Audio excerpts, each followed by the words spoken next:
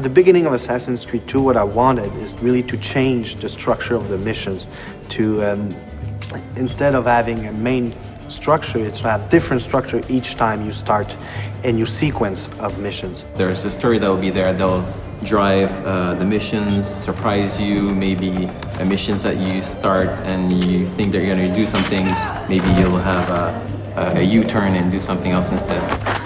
Hey, I remember you. You never know really what's going to happen next in Assassin's Creed 2.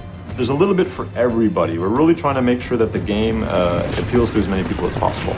We have reach high points still in AC2 with climbing puzzles. Then you'll have, collectible quests. There are crowd missions. There's the narrative mission. You have these missions that you can do to change your notoriety in the city. There's also the city life, which are just randomly occurring acts throughout the world. For example, we have the messenger.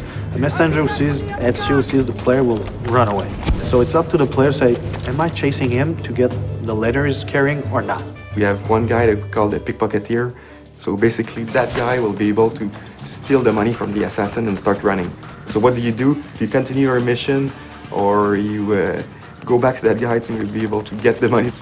Throughout the world, you're going to find exciting, memorable historical landmarks that also have interiors that you get to play through with lots of acrobatics and running and jumping. And these interiors lead to tombs that have been hidden for hundreds of years that only the assassins can find.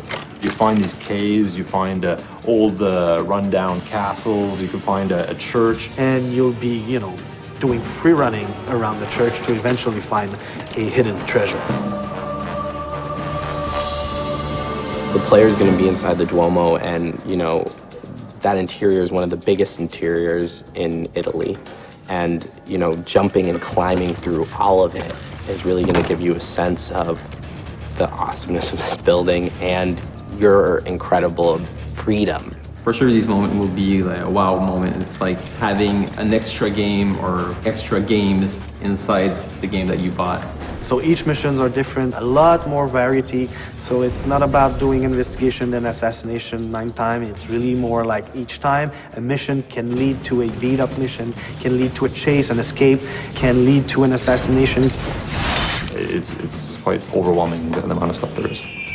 Well, having more missions requires us ultimately to have more cutscenes and more cinematics, but I think we're adding a lot of value to these to the player. Like a couple of examples of this is you could still control the camera like you did in AC1. People like that feature a lot.